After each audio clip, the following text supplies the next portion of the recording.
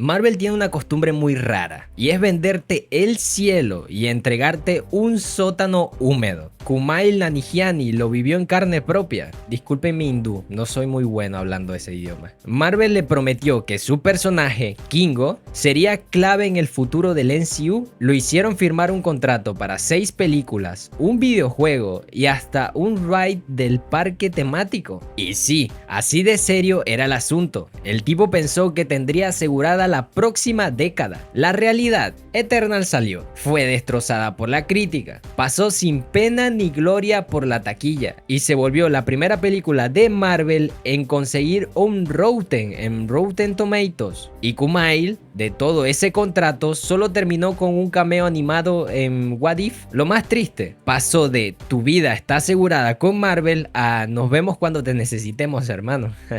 O sea, nunca. ¿Sabes qué sí puedes hacer ahora? Suscribirte, hermano. Suscríbete. Es el momento. Es el tiempo. Suscríbete. Para entender el golpe hay que explicar cómo funcionan estos contratos. Marvel te hace firmar por múltiples proyectos, pero eso no significa que te paguen por todos. Son contratos de opción. Si te llaman, cobras. Si no, te quedas esperando. A menos que tengas una cláusula de pago o pago. Y eso solo lo tienen los pesos pesados. Kumail lo contó tal cual. Firmé para 6 películas, un videojuego y un paseo en un parque temático. Ese contrato sonaba a jubilación anticipada. Kumail pensaba que estaría ocupado con Marvel un año sí y otro también, con sus propias películas independientes entre medio. Pero todo eso se vino abajo cuando Eternals no logró despegar. La cinta costó cerca de 200 millones y recaudó poco más de 400 millones en todo el mundo. Números flojísimos para Marvel. Al final, lo que Marvel le dio a Kumail fue lo mismo que le da a cualquier fan que compra merchandising: recuerdos. Y ojo, el caso de Kumail no es solo un tema contractual, es el reflejo de cómo Marvel infló Eternals hasta el nivel del ridículo. No era simplemente otra película de superhéroes, era la que iba a cambiarlo todo. Kevin Feige, el arquitecto del MCU, lo dijo sin tapujos. Por ejemplo, en Empires en 2021, el impacto que Eternals tendrá en el MCU no será menos que redefinir por completo el universo cinematográfico. Y eso ya es poner la vara en la luna.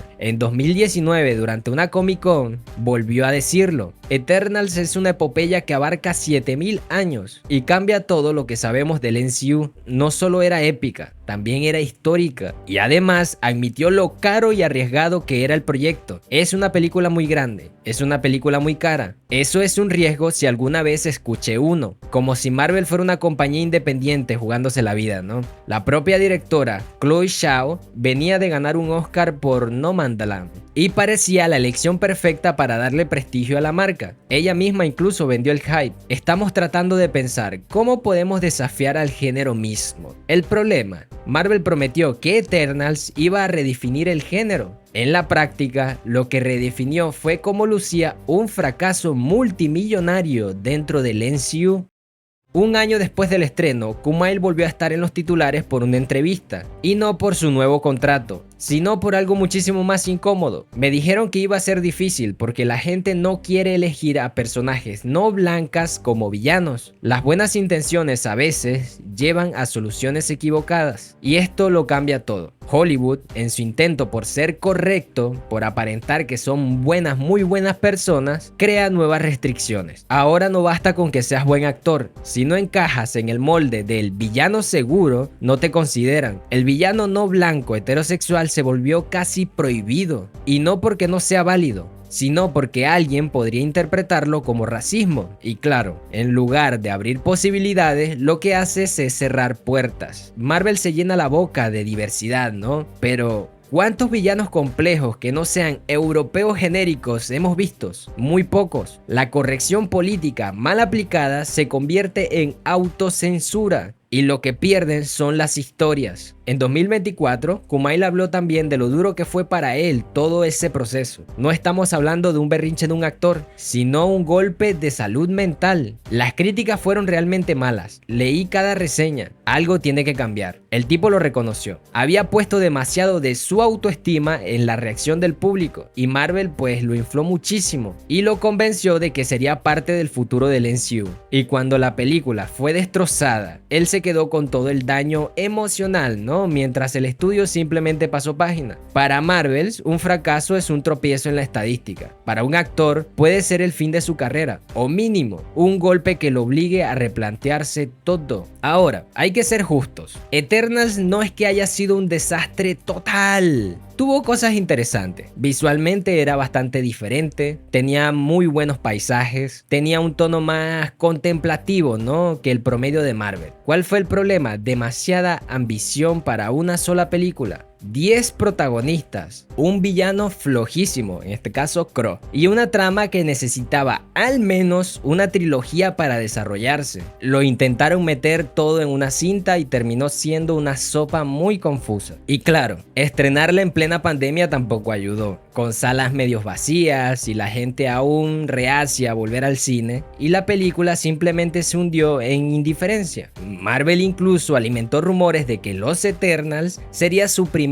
película candidata al Oscar. El resultado, ni rastro en la temporada de premios, y la etiqueta de la primera Rottens en Rotten Tomatoes fue un golpe de reputación para un estudio que se creía intocable. Para colmo, dejaron un cliffhanger brutal. Arishem apareció y llevándose a los Eternos para jugarlos. Esa escena prometía continuidad, pero 4 años después no ha tenido resolución en ninguna película ni serie. Marvel dejó colgada una historia cósmica porque simplemente no supo qué hacer con ella. Y la realidad es que el comentario de Kumail sobre los villanos no blancos refleja perfectamente la paradoja de la inclusión en Hollywood. Se supone que la inclusión debería abrir el abanico, ¿no? Permitir que cualquier persona pueda ser un héroe, un villano o un antihéroe, pero cuando se convierte en un listado de lo que sí y lo que no se puede hacer, termina siendo lo contrario, una forma de autocensura. El resultado son personajes predecibles, seguros, hechos para no incomodar absolutamente a nadie. Y lo peor, cuando intentas conectar a todos, al final no conectas con nadie. La diversidad real no es convertir a todos los personajes en santos, es darle la complejidad de ser un héroe o un villano, de ser carismático o despreciable. Y eso es lo que Marvel parece haber olvidado. Y después de todo este viaje, la gran pregunta es, ¿qué quedó para Kumail Nanjiani? De 6 películas firmadas, un videojuego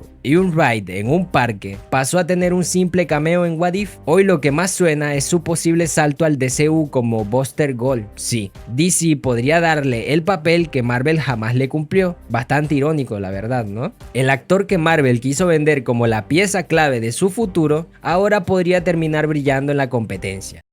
Y a pesar de todo eso, Kumail sigue defendiendo lo que hizo en Eternals. Me encantó la película, estoy muy orgulloso de ello. Es trágico y poético a la vez. El orgullo de un trabajador que Marvel enterró sin ceremonia. Y la realidad es que Los Eternals es el ejemplo perfecto de cómo Marvel se disparó en el pie. Feige lo vendió como la película que iba a redefinir el MCU. Zhao, la directora, lo presentó como un proyecto que desafiaría el género. Y Kumail creyó que su carrera estaba asegurada por una década. Y al final, lo único que redefinieron fue el concepto del fracaso costoso del MCU. El público no vio una epopeya que cambiaba todo. Vio un experimento fallido. Los Eternos siguen secuestrados por Arishem en un cliffhanger eterno que Marvel parece haber olvidado. Diversificar no es encerrar. Si tu inclusión dicta quién puede o no puede ser malo, entonces no es inclusión, es control de imagen. Y eso, Marvel, también mata héroes. Pero bueno, dime tú qué opinas al respecto. ¿Viste Los Eternals? ¿Te gustó el personaje de Kumail? ¿Crees que deberían sacar otra película de Los Eternals? Dale me gusta, suscríbete y nos vemos en el siguiente video.